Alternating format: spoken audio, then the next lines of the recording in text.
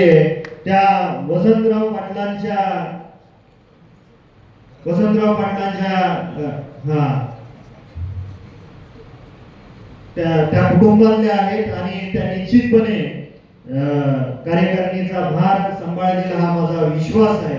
पण या ठिकाणी मंचावर उपस्थित असणाऱ्या सर्व राज्य कार्यकारिणीच्या नेते मंडळींना माझा प्रश्न आहे की कुटुंबामध्ये सगळ्यात जास्त काम करणारा सदस्य कोण? त्यांना माहिती आहे, कारण बऱ्याच वेळा रिपीट झालेला प्रश्न.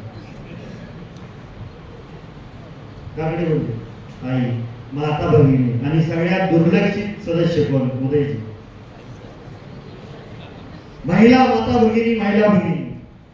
तर या दोन बाजूला बसणाऱ्या माझ्या वडीलधारी मंडळींना आणि तरुण सहकाऱ्यांना माझी विनंती आहे की आपल्या कुटुंबातल्या आईला, सासूला, बायकोला, बहिणीला, मुलीला दिवसातनं एखादं तरी प्रेमानं वाक्य बोलत राहा, तिची विचारपूस करत राहा. कारण सकाळी सर्वात पहिल्यांदा आईच उठते किंवा माता भगिनीच उठते आणि सगळ्यात शेवटी झोपणारी सुद्धा माता भगिनी असते. आणि या ठिकाणी नवीन कार्यकारिणीचे अध्यक्ष नैना पाटील मॅडम, तुम्हाला माझी विनंती असेल की या देशामध्ये ज्यावेळेस आरोग्याचा सर्वे झाला ना, या देशामध्ये हिमोग्लोबिनचं सर्वात जास्त कमी प्रमाण असणाऱ्या माता भगिनींमध्ये 10 हिमोग्लोबिन 10% खाली माता भगिनींमध्ये हिमोग्लोबिन असतं. तर नैना मॅडमला माझी विनंती आहे, दर 3 महिन्याला आपल्या या समितीमधल्या सर्व महिलांच्या आरोग्याची हिमोग्लोबिनची तपासणी करण्याची जबाबदारी तुमची आहे. तुम्हाला लागेल ती मदत करण्याची माझी आणि अनिकेत दादाची जबाबदारी. आणि त्याचबरोबर या राज्यामध्ये आणि देशामध्ये पुढच्या 5 ते 7 वर्षाच्या काळामध्ये आज ज्या पटीनं कॅन्सरचं प्रमाण वाढत चाललेलं आहे, हा देश कॅन्सरचा कॅपिटल होईल, राजधानी होईल, अशी गंभीर परिस्थिती निर्माण होण्याची शक्यता आहे. तुम्ही सर्वजण म्हणजे मुलांना घडवता, संस्कार देता, तर माझी कळकळीची विनंती आहे. मी वार्षिक सभेमध्ये सुद्धा हा मुद्दा मांडला होता की आपल्या ज्या शाळेतले जे विद्यार्थी आहेत, ज्यांना समज आलेले 6वी 7वी 8वी 9वी 10वी, त्या मुलांना आपल्या अंगणामध्ये स्वतःच्या कुटुंबापुरतं लागणारा पालेभाज्या फळभाज्या लावण्याचा संस्कार तुम्ही स्वतः शिक्षक या नात्याने त्या मुलांवरती करावा, त्यांच्या पालकांना सुद्धा त्याचं महत्त्व समजून द्यावं. त्याचबरोबर मागच्या 18 वर्षापूर्वी या तालुक्यामध्ये जवळजवळ 80,000 झाडं लावली होती. आवळा, पेरू आणि शेवगा 7वीच्या पुढच्या मुलांना प्रत्येकी 3-3 झाडं देण्यात आली होती. आणि त्या कुटुंबाला त्याच्यातून एक आर्थिक घडी त्याची सुधारावी.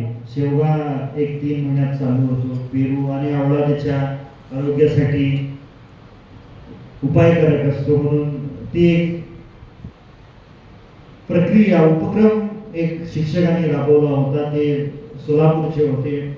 ज्यावेळेस आम्ही उपक्रम राबवणार आहोत भविष्य काळामध्ये की या मतदारसंघामध्ये 25,000च्या लीडनं आम्ही निवडून आलोय, तर 25,000 झाडं आम्ही या मतदारसंघामध्ये लावणार आहोत, त्याहूनही जास्त लावू. पण शिक्षक या नात्याने तुम्हाला विनंती करतो की प्रत्येक 7वी 8वी 9वी 10वीच्या मुलाला 3-3 रोपं जरी दिली, ती रोपं उपलब्ध करून द्यायची जबाबदारी माझी असेल. पण ती वृक्षारोपणाचा एक संस्कार त्या मुलांना आपल्या माध्यमातून दिला तरी चांगलं होईल. आणि भाजीपाला का लावायचा आहे की आहारामध्ये दररोज जे काही बाजारातून आता हात वर करायला हवं तर ते योग्य ठरणार नाही. पण प्रत्येकाच्या जवळजवळ या सभागृहामध्ये जेवढे उपस्थित आहेत तेवढे 99.99% कुटुंबामध्ये आठवड्याला लागणारा जो भाजीपाला आहे, माळवा आहे, ते आपण आठवड्या बाजारातून विकत घेतो आणि येणारं माळवं त्या आठवड्या बाजारात स्प्रे मारून केमिकल मारून आलेलं असतं.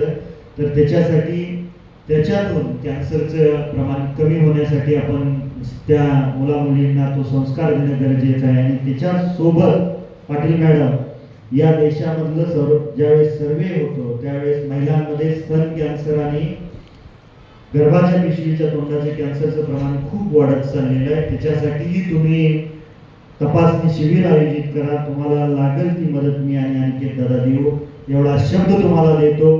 मोठ्या उत्साहामध्ये आपण या सांगोला नगरीमध्ये एक त्रैवार्षिक अधिवेशन आयोजित केलं. त्याबद्दल सर्व या आयोजित मंडळाचे जे काही सदस्य आहेत, एकनाथ जावेर गुरुजी, नैना पाटील मॅडम, भागवत पाटेकर गुरुजी, आमजूबाई मुलानी, भारत लोटे सर, सरला खाडे, अलका कोल्हे, सुजाता देशमुख, शहाजान आतार, सुनील गायकवाड, मनोहर बंदवडे, शारदा सरगर, अशफाक इनामदार, आबासो पांढरे, सुहास वलेकर, संतोषजी कांबळे, आपल्या सर्वांचं मी अंतःकरणपूर्वक आभार मानून इथेच मागतो. जय हिंद, जय महाराष्ट्र.